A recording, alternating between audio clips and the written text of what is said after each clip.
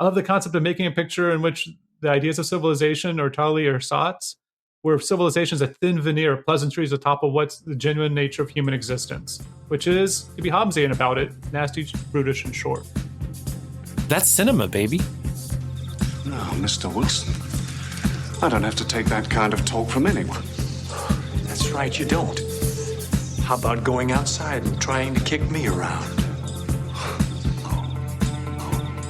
I'm not supposed to fight with the guests, Mr. Wilson.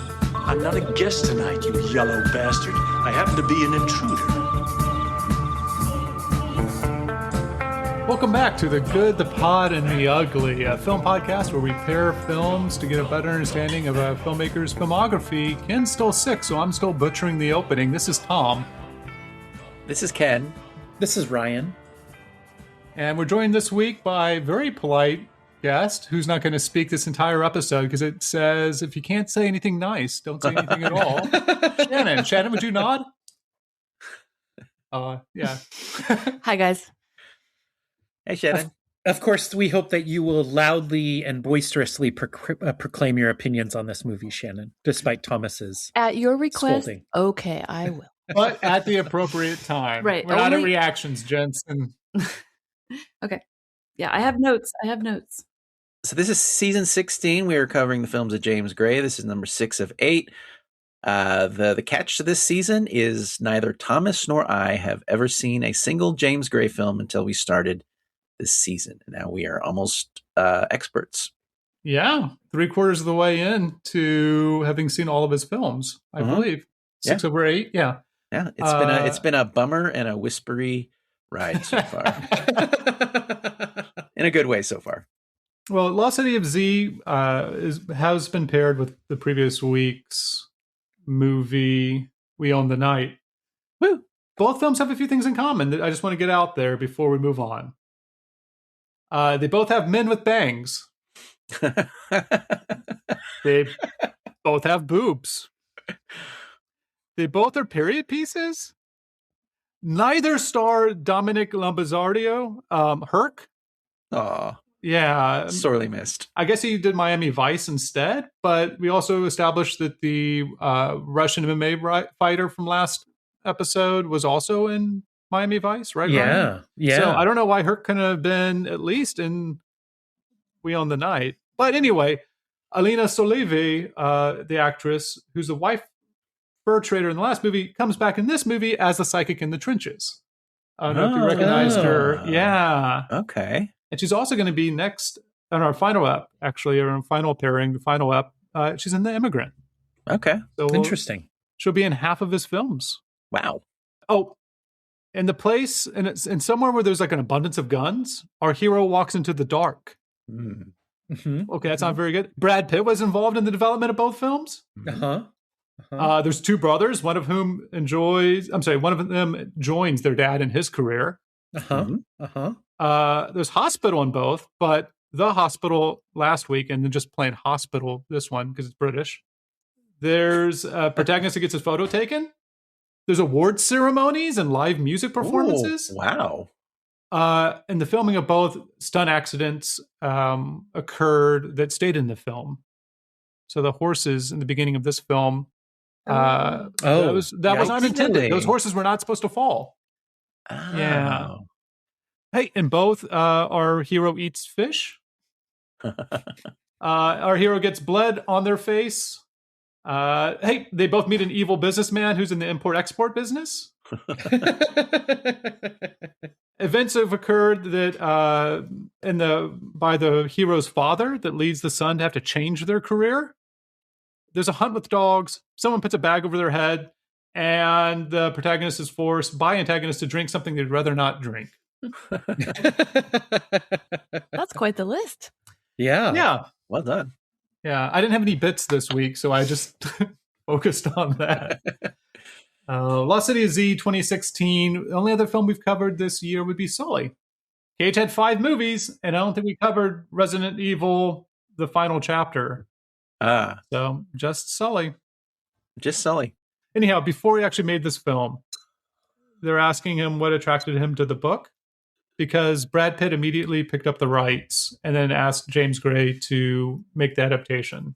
And he said that he loved the idea of a clash of social classes, or should I say the clash of planets, because really it's like the Amazon and Victorian England were two different planets.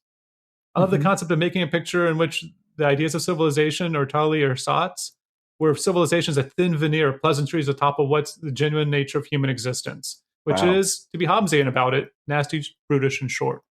I can see that.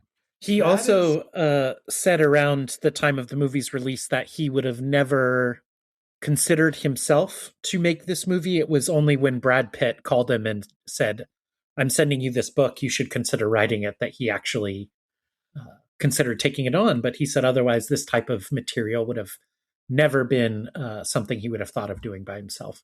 But that's wild to me, because in the book, there's 3 father-son relationships. Yeah. Because in the book, there's what we see on screen, Fawcett, the explorer, and his son, who would go on to play by Tom Holland, right? There is the author of the book, who David Gran, who, to explore this book and to do research, goes to England and goes to the Amazon, even though he's just had a small child. His wife had just given birth to a baby. And also in the book, there's some Brazilian explorers who in 1996 went looking for Fawcett's team and like where they might have ended up. And it's a father and a son, a 16-year-old son, and they get kidnapped and held for ransom by the indigenous people there. So there's like 3 sets of fathers and sons. And I was like, oh my goodness, we're going to see, I don't know, like basically adaptation level, multiple storylines, fathers and sons in this film. And I could see that being just like catnip for James Gray. Yeah, yes. I when I started watching this movie yesterday, I was like, oh, well, he's the main character, Fawcett, is trying to overcome something his bad dad did. I say, okay, we got that out of the way. The bad dad stuff out of the way. And then by the time the third act started, I was like, oh man, he really pulled one over me on this one. The bad dad was in front of us the whole time. The call's coming from inside the house, or the canoe. In listening to some interviews with Gray from 2017, Thomas, it's interesting you brought up adaptation, because when he was asked about his process for adapting the book, he cited adaptation as a way he could have gone with it, exploring Grant's relationship to the material, as well as telling he the story couldn't have Percy pulled that Fawcett. off. There's no fucking way. He didn't say that he could pull it off. He just said that was when he was reading the book, that is something he considered trying to do with. But that's like saying I could do 100 push-ups. You know, you could say you could do it. Well, again, he wasn't saying that he could make that movie. He was simply saying, I thought about writing it this way, and then I changed my mind. Okay. Yeah. Incidentally, I could do 100 push-ups. I could adapt Lost City of Zzz into a adaptation style screenplay if you wanted to. If I wanted to. I just don't want maybe while I'm doing push-ups even. Who knows? Well, my cat can eat a whole watermelon, so there we go. Mark Wahlberg's like, if I had been around with Fawcett and his son. Different story. They would have found that city. Who wants to take a stab at the plot or the structure of the movie? And can we establish whether or not, because I listened to the book as an audio book, and they said Z, and we've been saying Z, I think, but do we want to call it like they do in the movie, Zed? I would propose we call it the Lost City of Z's? Multiple Z's? Yes. Wow. Shots fired so early. That's all I'll say. Wow. Reactions within the first 10 minutes. Pretty bold, Shannon. It's you asked, I had to answer. Because that was, an idea I had. I will call it Zed, and I can take a shot at the summary if we like. Yeah. All right, deep breath. So in 1905, real-life explorer Percy Fawcett is in the British military and is stationed in Cork, Ireland. At this time, he gets promoted to major for killing a stag in a very successful hunt. as the British love to do. They love to go out and just hunt on the countryside. In any case, shortly after being promoted, he gets the opportunity from the Royal Geographic Society to travel to South America to try and chart the border between Bolivia and Brazil. There's a territory dispute between those two fledgling countries, and the Royal Geographic Society wants to sort it out, presumably for their own colonialist ends. Percy Fawcett travels to South America to explore Brazil and Bolivia, and that is a hard journey, but it is almost addictive for Fawcett to do, to the extent that he spends the rest of his life trying and succeeding on returning there for a couple more exploration trips. He becomes obsessed with the idea that there is an ancient lost city, which he called Zed, which, if he were to find, would prove definitively that the indigenous tribes of South America had just as long a history of civilization and sophistication as Europeans. And he never finds the city of Zed that he is obsessed with looking for, and presumably he dies in the jungle. In real life. In the course of the movie, he and his son Spiderman are taken by cannibals and presumably eaten. Yeah, we get British Spider-Man and British Batman, right? Who's Batman? Robert Pattinson. Oh, yes. Our Pats. Yeah. Reeves would say that his Pattinson's performance here is what convinced him he could do his Batman. Really? Yeah. Yes, evidently. So Reeves and Gray went to film school together and are very, very close friends. So yeah, they co-wrote the arts. Yeah. Okay. Well, I think that covers the plot. I mean, there's a World War I scene in it, which is in the book. It's pretty good. In the book. It's not terrible. In the commentary, I think he says something about Kubrick, and you don't see many World War I movies. Yeah. Aside from maybe Paths of Glory. He does mention, this is before the film was made, whenever he's working on it in the book. So he did some research, like All Quiet on the Western Front.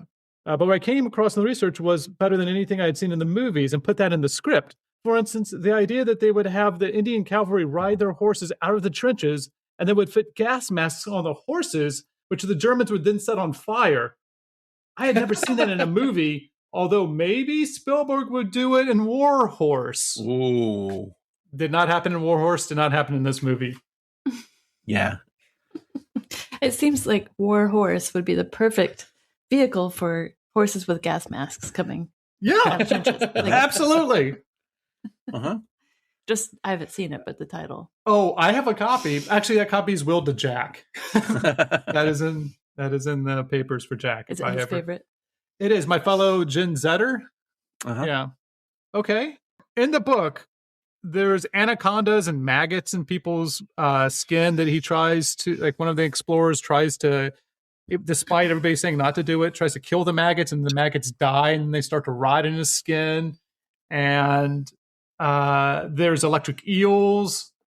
There's like 80% of people who go into the Amazon end up getting, what's my favorite disease? Malaria. And so there's nothing, I would say that there's nothing in the movie that's not in the book. There's some what's the word I want to say? Concision that happens, like merging of multiple characters down into the Robert Pattinson character. Distillation? Distillation, maybe. Yeah, thank you. Kind of like whenever you get the cocaine in on your furs and it's in the water and you light it on fire. That's another thing for the list. Oh, okay. Distillation. But there's a lot left out naturally, and including some, it seems like, motivations or some other pieces. So, Shannon, you read the book. I did read the first paragraph of the book, and then I realized that life is short, and I'd already read a book called The Lost City of the Monkey God a couple years ago, which was about guys going into the jungle to try to find a lost city, the city of the monkey god. And I said, I'm not going to spend any more time on this kind of general topic, and I returned the book to the library. Was that which library was that? Multnomah County Library. Shout out. The Monkey God book, was that fiction or nonfiction? Nonfiction. Okay, just to clarify, because on the Blu-ray, which is available from the Montgomery County Library for the Lost City of Zzz. Shout out. Man, Ken, I love it when you're sick. There is a option in the special features from novel to screen. It's not a novel. It's nonfiction. Right. Oh. Wait, how's that an option on a DVD? On Blu-ray, thank you. I'm sorry. How is that an option? Like, they talk about the differences. Oh, I see. Okay. Ryan, I think, got the Blu-ray. I don't know if you saw that. Yes, it's a very brief promo interview with the author, and it's not. It's part of the media package promoting the movie, so it's only in praise of the film. It's not an actual examination of. There's no page turn differences. No, and the writer, if he had any misgivings with Gray's choice of adaptation techniques, he doesn't say that. He's just promoting the movie and promoting the book. Yeah. And I mean, I think that if I remember right, Gann on that was just like, he captured a lot of what Fawcett did. Yeah. It does. One interesting thing that's left out, and I'll quit talking about the differences unless you guys ask me, is that Fawcett was deeply into the spiritualism of the time of like Madame Blavatsky. And he believed that the Lost City was what was called a white lodge. Like it's a place of like being able to go to another dimension of spirituality. Wow. And there's a few of those on the planet, and this one was lost. And so in addition to being a treasure hunter, which he, prior to going to Ireland, whenever he was with, and prior to his training as basically a spy for the Geographical Society, and he was a spy at least once in Morocco, he tried to hunt down treasure, kind of like, who's our favorite League of Extraordinary Gentlemen character? Alan Quatermain. Thank you. Alan Quatermain type hero. And in fact, a lot of adventure stories would be based off of Fawcett. Yeah. Including like the Lost, the Lost World? Is that the one that has the dinosaurs? Yeah. And at some point, Indiana Jones meets Fawcett in an Indiana Jones book written in the 90s. I saw that. Wow. Yeah, strong Indiana Jones vibes off of Fawcett at different points in the movie. Also, I didn't know that the White Lodge was real. That's a huge component of the Twin Peaks, and so I'm surprised to find out that was based in a real idea. And if you believe Fawcett, real. I mean, Fawcett was so deep into spirituality, and you don't get this with the trenches necessarily, but in World War I, he would do divinations with, I think, crystals or a dowsing rod to figure out where like machine gun posts were, and report those along with visible sightings. So he believed like his remote visions of things were as valid as things that people had seen.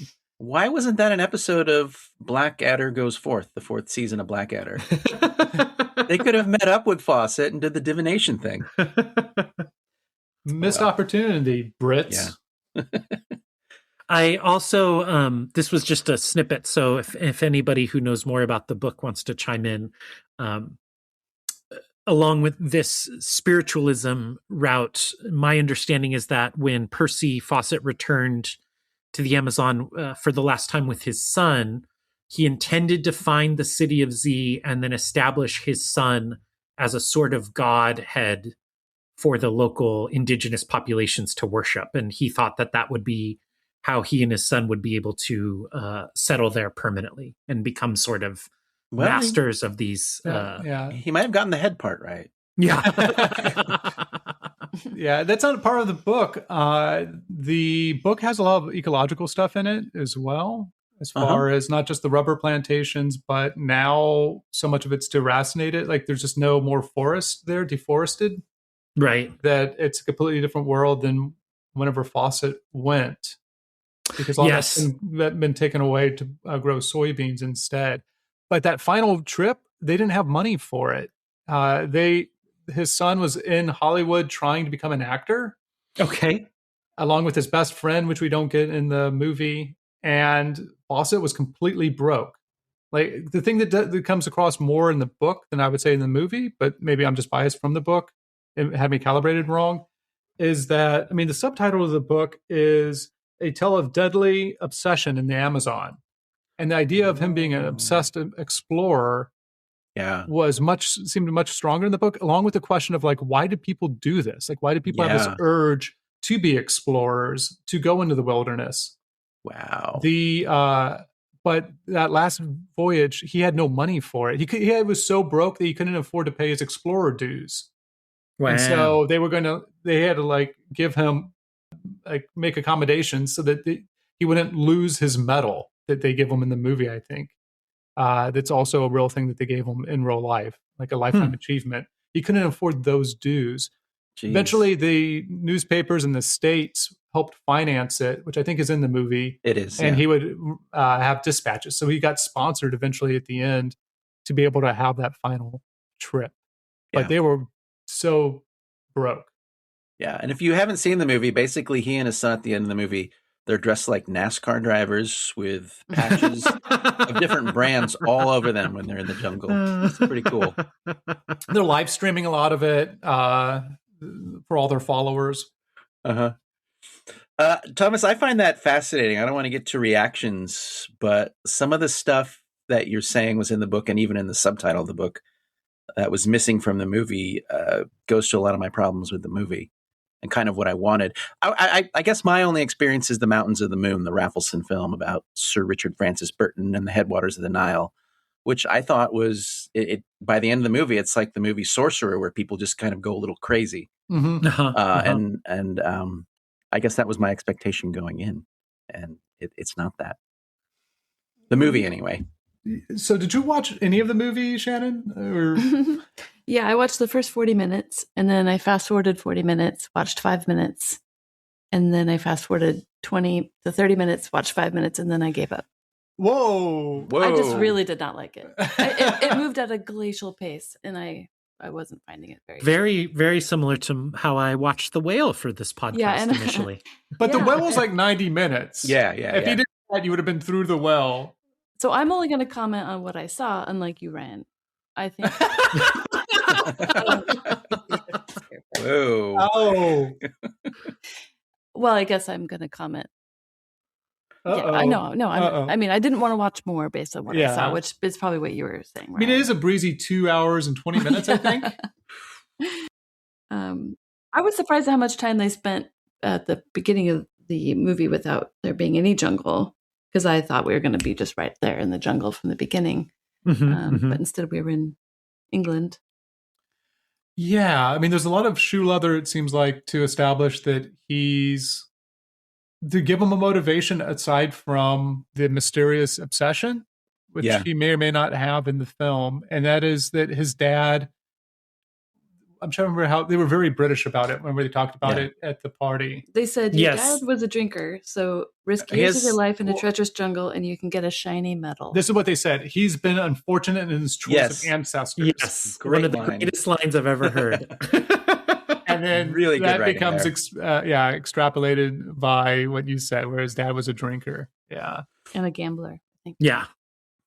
Gray, on the press tour, Gray said that Fawcett's father, evidently they were a noble family and quite close to royalty, and that Fawcett's father had managed to gamble away not one but two family fortunes. So both his family money and his wife's family money. So wouldn't that mean they actually had a good choice in ancestors? It was just his dad.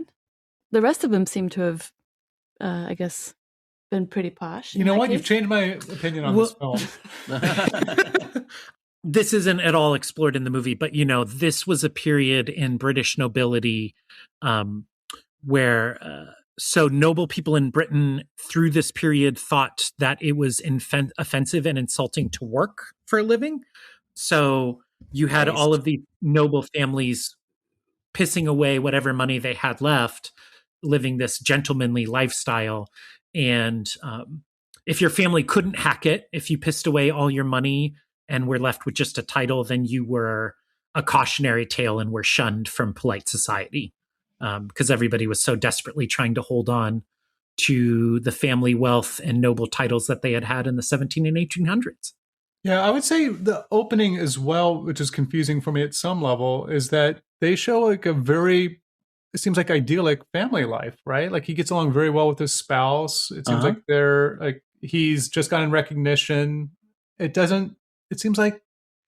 Well, and of course she's like, and I'm pregnant. Yeah. And he's like, see ya. Bye. Is that what happens? Because I feel like he's I think somebody mentioned this last episode about the characters in Gray's films. I think that he feels strangely passive in this versus the book for the times that he goes. Yeah. Yeah, talk to that, Ryan, I guess. I think for people who are maybe lukewarm on Gray or feel even worse about his work than lukewarm, who actively dislike it. I mean, one of the problems I can see people having is that all of his main characters are kind of ciphers and not very emotional. They're put in these situations in their life and they kind of react to them, but nobody is really taking charge or saying exactly what they feel. You know, it's all pretty ambiguous, and an ungenerous reading would be that these are just boring, you know, one-dimensional guys. Another missed opportunity because of the Amazon having a baby is Benedict Cumberbatch is the one who was going to replace Pitt. Yeah. And his wife was having a baby. So they're like, we don't want to have a baby in the Amazon. So he had to drop out, which led to Charlie Hunnam. I don't know. And originally Gray said that he didn't want him because he didn't want any American actors in the film. Serious. What is this guy known for? The Hunnam?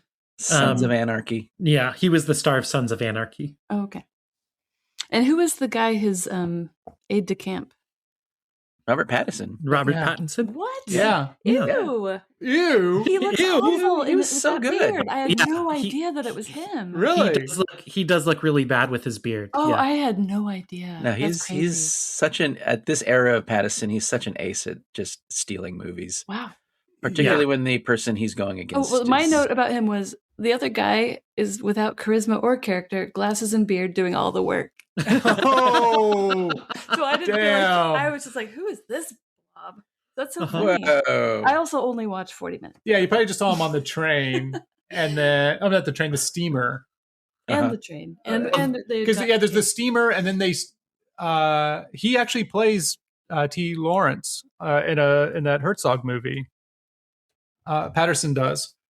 But Pattinson, they pour out his booze. It's like a tablespoon of liquid. Okay. Yeah. He drank the rest of it. But anyway, what they do with that drip and they match cut it to the train is a ripoff. Is a direct homage to Lawrence of Arabia. The Lawrence of Arabia. I wrote that in my notes. We blow out the candle and then it turns into the train, which is one of Ryan and my favorite films. Yeah. Mm-hmm. How long? It is kind of long. If you skip ahead a bunch, though, it makes it a lot faster. Yeah. To your point, Shannon, I think this is probably the most low-key Pattinson role I've ever seen. Normally, he's got some crazy accent or some weird approach to the character that kind of fills it out. And then this one, he's just very down-tempo. Yeah, actually, every time Pattinson does a British character, it's a different British accent. That's one of his things. Wow. So whatever accent he's using. You're trying to think of what you've seen him in? I've only seen him in one other thing, and that's why I don't know him. It's the Twilight movies? No, the one Batman? where many clones are being made of him. Mickey 17. Oh, Mickey 17? That's the only thing I've seen. That's why I wouldn't recognize him. So anyway, I'm sorry to interrupt. Oh, well, I think he's fantastic. Mm-hmm. And the Mickey 17 with the squeaky voice and stuff, that is much more in line with how he has appeared in most movies since Twilight. He's always got some shtick he's doing. Yeah. He's a funny guy. And I love him. I'm a fan. Me too. Yeah, he plays hungry really well. Or I guess not hungry in the way of like a cartoon you look over and like your person in the boat with you is turned into like a chicken thigh or something. But like his famine is great, and like just emaciated. I don't know, maybe rivaling Christian Bale and the Mechanic. Yeah.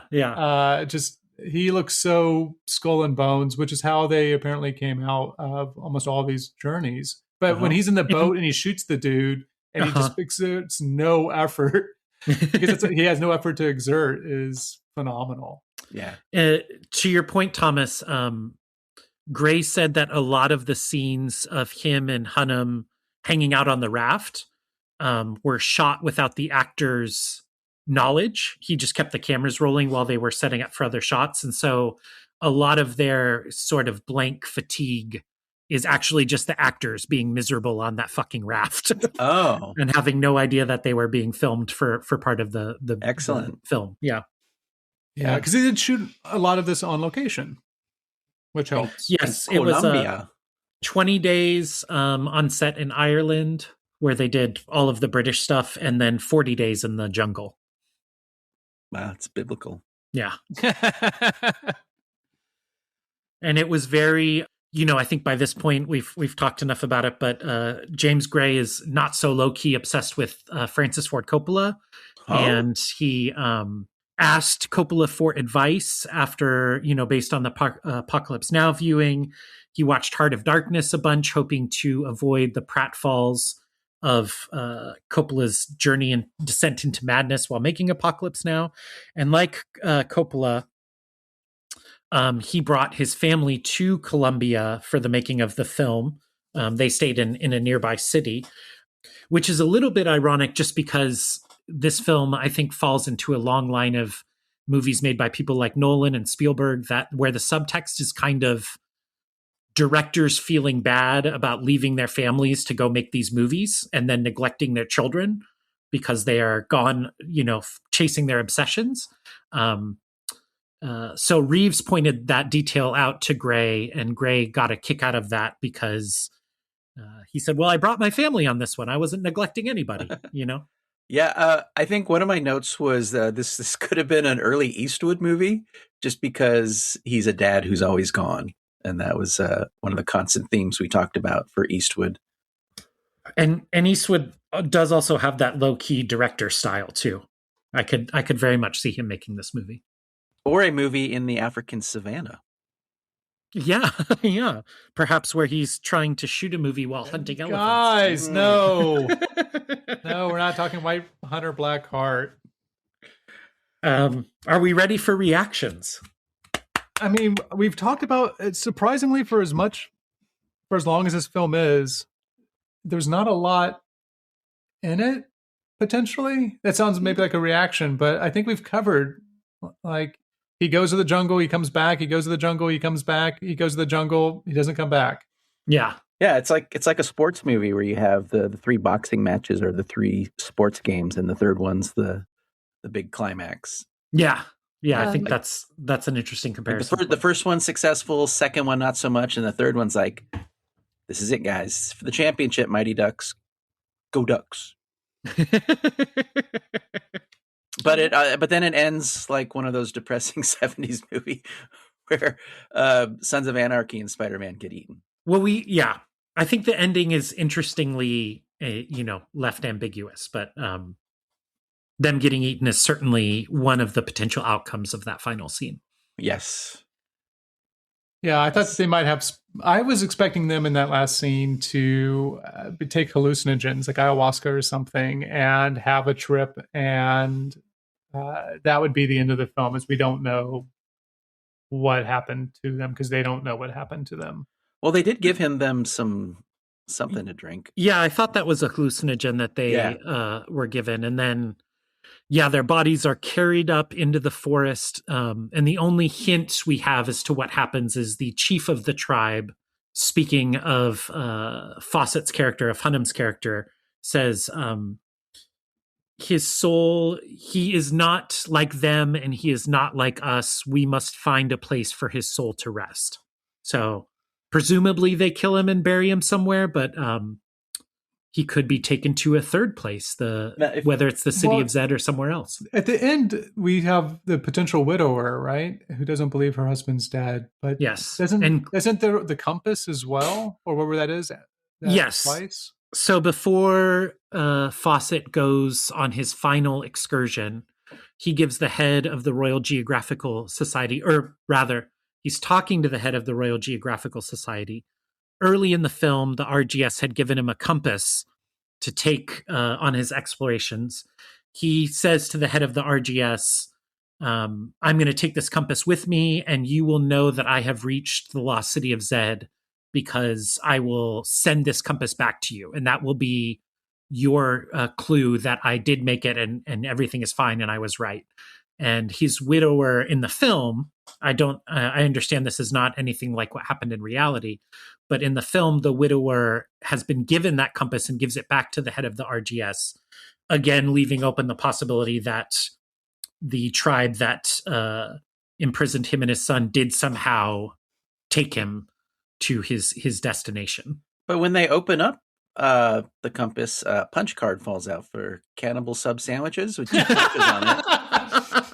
I thought that was a dead giveaway. That's funny. I like the cold medicine you're on, Ken. Good jokes. We had to go do reactions. Shannon, you didn't watch the whole thing, and obviously that's a sign you didn't like it.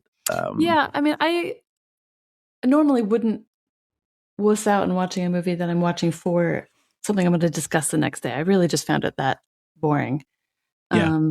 It just seems so low energy and they're going along the river and getting attacked. It felt formulaic. And so, yeah, not for me, I guess. It seemed like probably a beautiful film, like nice scenery, but. Before reactions, I think Darius Kanji, who shot this on film, one of the best looking movies of this century. Every scene could be like a still, and it's beautiful. Yeah. Yeah, it's lucky they worked on film because didn't he say that like some of their laptops, because of all the humidity in the jungle, stopped working? Yeah, their laptops stopped working. They obviously had a number of illness problems on set. Overall, Gray, when asked about shooting in the jungle, likes to remind people that he is, a Brooklyn Jew, had never been west of the East River, and found the whole experience quite miserable. But then he says that making a movie is always a misery. So the environment just added another level of challenge. But yeah, but this is a movie that if you had on mute in the background, utterly 10 out of 10, fantastic. Like at the end when it's Sons of Anarchy and Spiderman agreeing to go, and it's like the golden hour there on their little coastal house, phenomenally gorgeous. Like a painting. Yeah. And the jungles never look better, and the natural lighting of the interiors when they're in England. It's such a great looking movie. It's a shame that what I think about it is a lot of things that Shannon didn't like about it, that it's like Brad Pitt's pulse in Ad Astra. It never gets up high enough. And I think maybe Thomas mentioning the madness and the fanaticalism of wanting to go there, what I got like of Mountains of the Moon 30 years ago, or even Apocalypse Now, that those movies when or The Sorcerer, where you're just going crazy as you go along, and that crazy desire to do something like getting a ship over a hill in Fitzcarraldo. It never gets to that level of madness, and part of that is in Gray's screenplay of not making him crazy or getting him enough motivation or having some of the spiritualism. And then also the performance of Hunnam. I don't have anything against the guy personally. I just find him just kind of a non-entity. Very uncompelling to me, especially when compared to some of the other cast in this movie. End scene. Thomas, what do you think? I mean, right now, I think this might be my lowest ranked. Wow. For the reasons that people have said, as far as the level of energy. It seems to me, I was trying to figure out what's missing, and it seems like Gray takes the Fawcett character as Red, as already somebody of renown that we all find important and interesting and kind of know the story of potentially. And so he doesn't feel like he needs to make him interesting or compelling or worthy of a movie. And so, yeah, I don't get that or feel that. And so there's no passion like Lawrence of Arabia, or what I think of in Lawrence of Arabia of the thing that has him lead to like greatness is the same thing that has him be a downfall. And the only thing that's changed around him is society. Like there's something missing in the storytelling to have me be interested in this character. And the whole movie is about this character. And so while I enjoy I think Gray does an amazing job of portraying like fatigue and hunger in a very short span of time. But on a like scene by scene level, things are interesting, but it's a long, long movie. You, Ryan? Yeah, so like the other movies that we've discussed, I saw this when it came out. This one I saw in the theater because it had gotten really good reviews from a lot of my favorite critics. I thought it was pretty mediocre on first viewing. You know, if I were rating it, I would have maybe given it 3 stars because I thought it was beautiful, but I thought that Hunnam was bad. I thought that it lacked momentum, like you guys are saying. A lot of these impressions, but and coming into this series, you know, I thought of Gray as being perhaps the most critically acclaimed director working that I did not really like. But I can't tell you what's happened. I've been fully Gray-pilled. For me, this movie is a masterpiece. Whoa! It's far and away the best work that he's done. To my mind, I really like everyone in the cast this time, including Hunnam. And the whole time you've been watching Gray, I've thought, man, this guy has such great technique. He's got such great instincts. I wish he would just make the great film that I feel he's very capable of making. And this time I was like, oh, this is his great movie. You know, one thing he said about it was, he said that it was inspired by David Lean, but hopefully more hallucinatory and hopefully not his Fitzcarraldo, which was, you know, a disaster to make for Werner Herzog. So yeah, I can't argue with anything you guys are saying because the first time I saw this movie, I felt much the same, but Lawrence of Arabia and Bridge Over the River Kwai are 2 of my absolute favorite films, and as well as Apocalypse Now, and I would rank this up there with all of those suddenly. So a surprise to me as it is to you. Damn, gauntlet thrown down. Shannon wants some of that cold medicine as well, Ryan.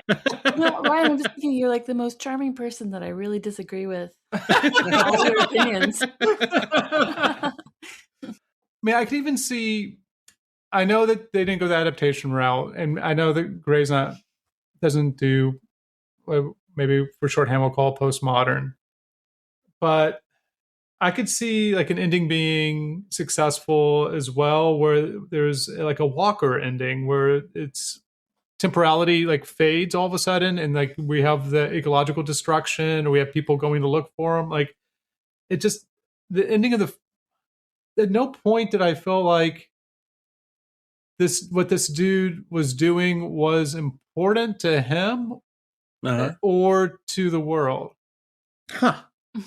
And so it's hard to like figure out like where the movie's situated. But so you feel like it's important to the world or to him, or where are you getting that, Ryan? Or does that not matter in a film?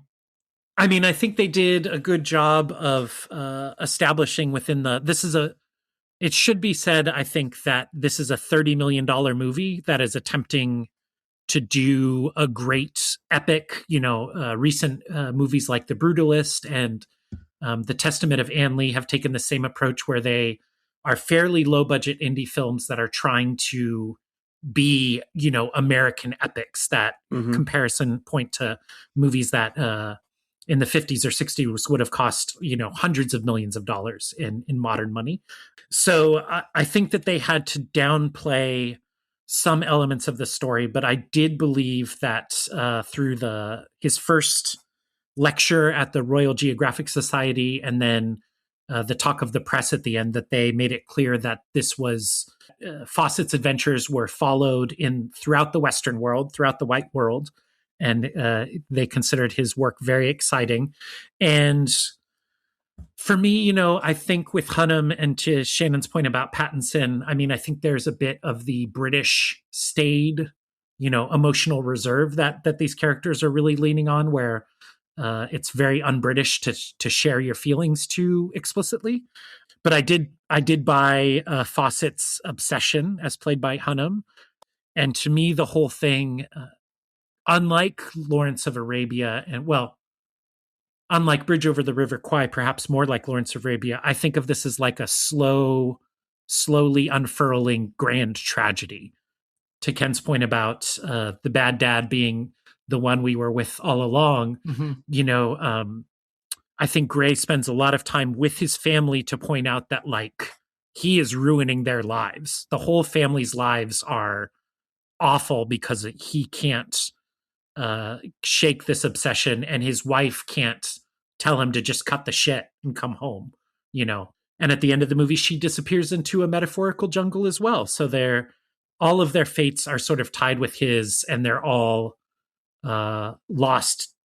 Their destinies are tragic because he becomes so obsessed with the beauty and the wonder of the jungle. Okay. And to what end, though? I guess, like, when we're talking like Barry Lyndon, the granddaddy of period pieces, all the things they're arguing and quibbling about in that film, it's made explicit by the end and the epilogue that they're all dead now. And when you look back on it, it's kind of silly. And there's nothing about his fanatical desire to find this that really comes across in the narrative. I never feel like, oh, this is a guy those guys are going to follow up over the trench and into no man's land. It never comes across that he is a leader of men, that he can get them to continually do these crazy things, because he's just so low-key, hanging out Charlie Hunnam, who's very 21st century in the way he acts. And there's never a point where I thought, oh yeah, I'd follow that guy through a brick wall. I think that's true, but he also, besides Pattinson, I mean, none of this crew's like him. Like his last trip to the desert or to the jungle is just, he can only get his kid to come, right? Like nobody else is willing to. And I feel dramatically having the Arctic explorer with on his second mission is almost like having somebody worse to make him look better. Yeah. And I really find that just like, I really wanted to find out what this guy's deal was to find this.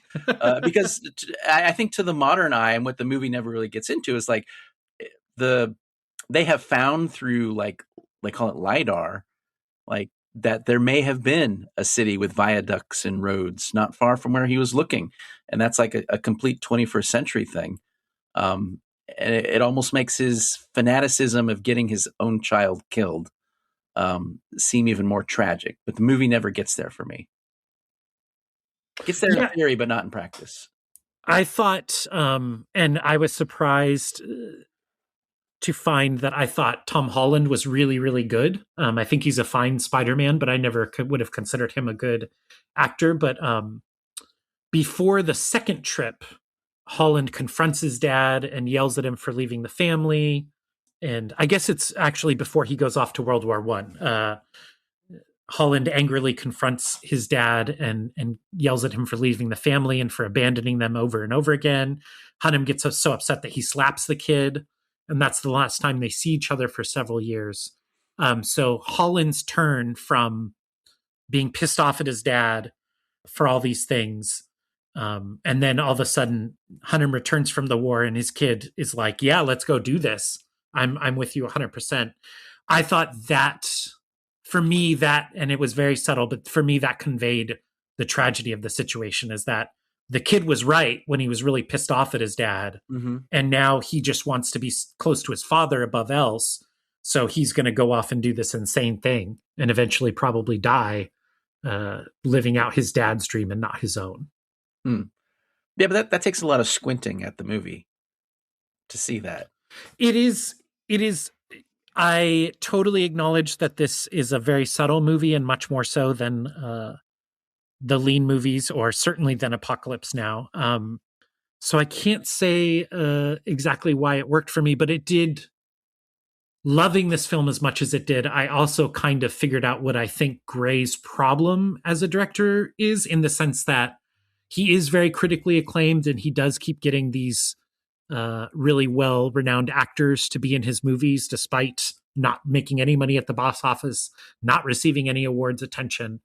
I think Gray is so locked in to recreating the style of films from the 50s, 60s, and 70s that he can't get into a modern mode of cinema where audiences that of who are not cinephiles could find his films accessible. I think part of the reason why I didn't like this the first time is because I hadn't seen many movies from the 40s, 50s, and 60s that do have this kind of slower pace and are long run times. But now and ironic considering some of the things you guys have said, but the only problem with this movie for me is that it's not an hour longer. If this were a 3.5 hour movie, I would be even more into it than I already am. So, Wow. So I guess. Thomas is speechless. Yeah, here's, I guess, a question that I have, and I think maybe this goes into Gray not necessarily projecting or wanting to project a point of view in a lot of his films as far as a moral. But was Fawcett ever wrong, or did he ever do the wrong thing? Yeah. According to the movie. No. Well, or do we know? Like, yes or no? Like, I don't know. I mean, I think this is one of the points of contention we're having here. Is for me, it was very clear that the movie was judging him poorly, despite his good intentions. And he does, as far as motive goes, whenever he's back in Britain and talking about why he's doing this, he keeps coming back to this idea that the quote unquote savages or primitives are just as sophisticated as any Europeans, and that their society just evolved differently. So for me, that was what he told himself he was doing. Whereas I think what he was actually doing was going and exploring the unknown and abandoning, a life that he found boring back in Britain. But I don't, like I said, I think this is a very subtle movie. I wouldn't argue with any of your guys on your takes about it, Well, I'm just thinking about where Dirk Diggler should have come in. I do think with either Brad Pitt or Cumberbatch in the lead role, this would have been a much more successful movie. Oh, Cumberbatch. Yeah. He can get a little madness in his eyes. I think that would have been great. Oh, Cumberbatch and Pattinson together? Oh my goodness. I mean, it would be like, I don't know, 1/100th of Avengers Endgame right there. There you go. For some reason, this movie made me appreciate Clear Cut more. I'm not too sure why. Do you mean Clear Cutting Forest? No, it's yes. It's a Canadian horror movie. I thought you were like, I love the idea of getting rid of the jungle. You know what? There are fewer films about the Amazon. No, to be clear, I'm talking about the film we covered during Squib season last season, Clear Cut. I see. I know because I listen to every episode. Okay. Well, I think we're all in agreement with Ryan now that this is one of the best 10 out of 10 masterpiece. Yeah. The greatest movie we've ever watched for the podcast. Yes, I agree. Thank you. I think, miscasting opportunities. I can almost see this being great. Because it looks so fucking good. It looks amazing. It doesn't feel like they linger too much in any time period. Like I could see them stretching out World War I or the first trip, or getting to the first cartography assignment that they have. But it's instead done as a montage with beautiful shots of mountains until they get into the jungle. And the Explorers Club is great banter. Whenever he's doing his presentation, and he calls them children, or the other guy's vacation to the Amazon. Like, yeah, so it was. It reminded me a lot of when the prime minister in Britain has to take question time in Parliament and gets yelled at a bunch, and he yells back. And for somebody from New York, it seems like a great adaptation of British things. I still am not surprised that the film did poorly at the box office. No, it's a movie that needs a star and a story. I think it was really poorly marketed. I not that this would have been a blockbuster, but I can't see. It made less than $20 million on a $30 million budget, and given the amount of critical acclaim it received at the time, that it couldn't make any more money and wasn't nominated for any Oscars is just crazy to me. It can almost be seen as a metaphor for filmmaking itself, because he would do this, it wouldn't be successful, and they would just give him more money to make his next film, Ad Astra. It's like if these movies are considered his expeditions, Gray does have a talent for continuing to get movies made, despite most of them not being very successful. Yeah, and one of the interesting threads that I thought that connected Lost City of Zzz with Ad Astra is I felt like Ad Astra is in some ways from a similar story told from the Holland character's point of view, where he's out chasing his dad, trying to figure out why his dad is like this and whether he should be like this or not. They seem very, despite one being in space and one being set 100 years ago, they seem very twinned. And Ad Astra has the things I'm looking for, types of scenes, not specifically, but like you can't have a moon buggy chase scene in Lost City of Zzz, but those kind of get your pulse running sequences, or the space monkey scene in Ad Astra, great set pieces that make you feel like, okay, I'm in a movie, and it's making all the boring stuff interesting. And that I think is a good point, Ken, because one thing I've been surprised about watching these Grace movies is for a director who mostly does these simmering dramas. He's a phenomenal action director. The stuff in We Own the Night and in Ad Astra, even going back to the climax of Little Odessa, is just really well accomplished. And I don't know if it was a budgetary reason or a logistical reason why we didn't get an action set piece set in the Amazon. But I do agree that the movie could really have used something more pulse pounding. The hunt at the beginning of the movie also could have been more exciting. So I'm not sure why he was laying on the brakes so much in this movie. Or War One could have been even more brutal. I mean, it's pretty wild. I think on my bingo card, did I have somebody puts on a mask puts a bag over their head while somebody else gets shot in the face? Yeah. Okay. That's a good one. Yeah. The sequence is interesting. I'd love to have the Indian cavalry on horses with gas masks. I understand there's some budgetary things, but in the book and to Fawcett, Fawcett was always a soldier, and he was always going to do what he was told to do as a citizen of the crown.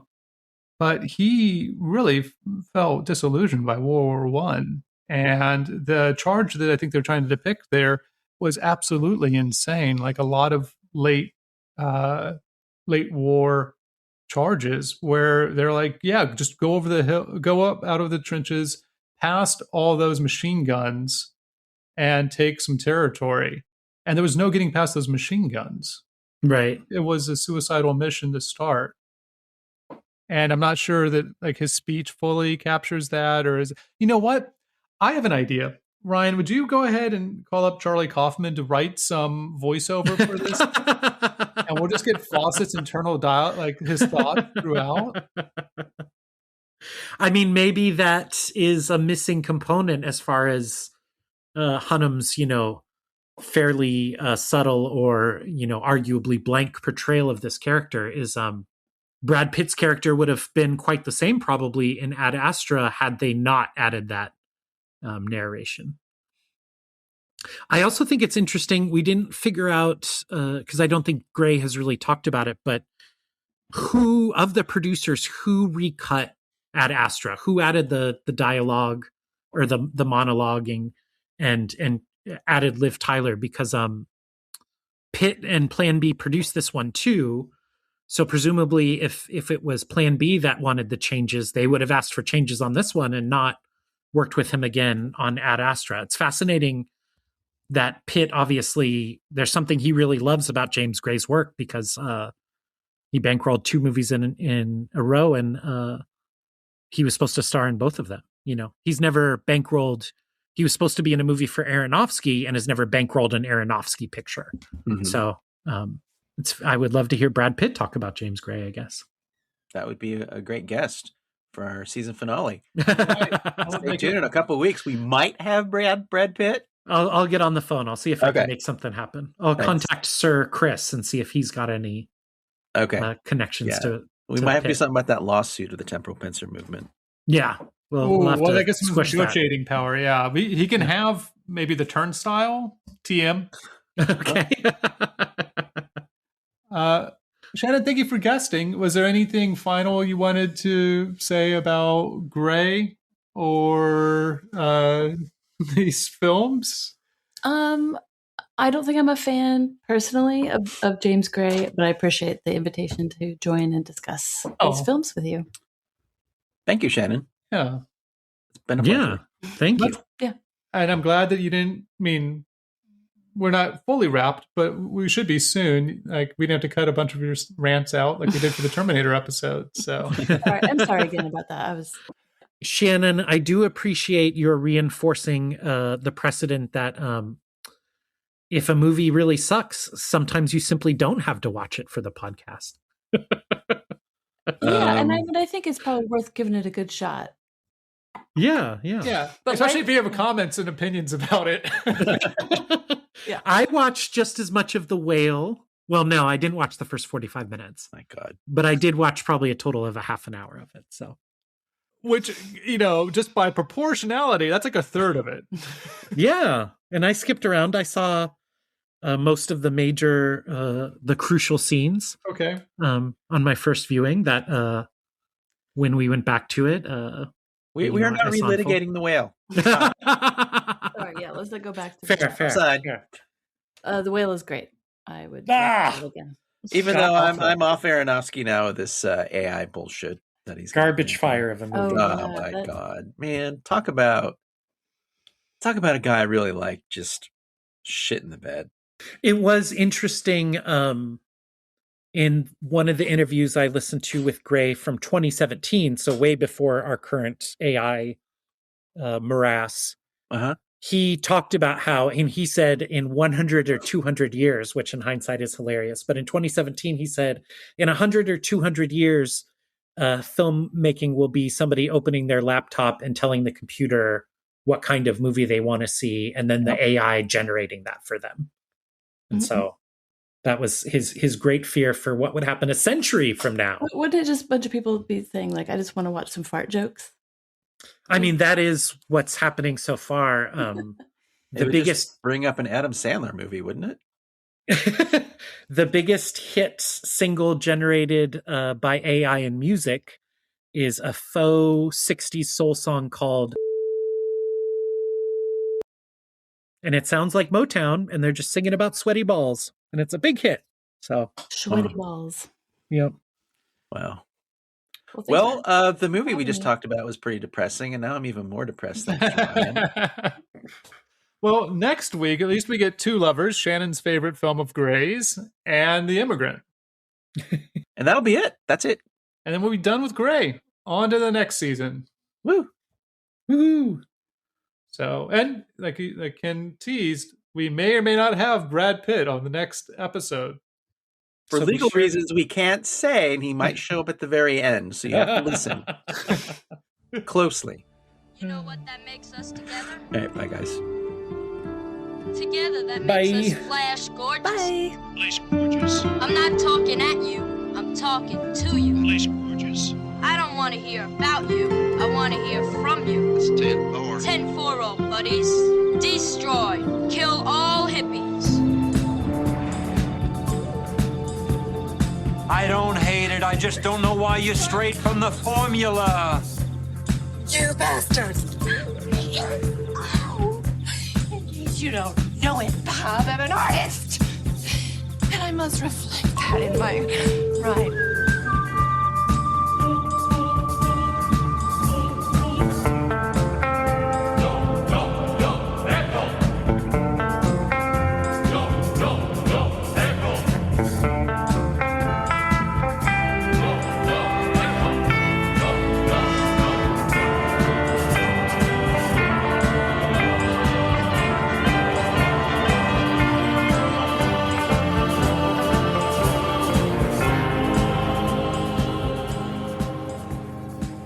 I would propose we call it the Lost City of. Well, no, Ryan, I'm just thinking you're like the most charming person that I really disagree with. The only problem with this movie for me is that it's not an hour longer. The bad dad was in front of us the whole time.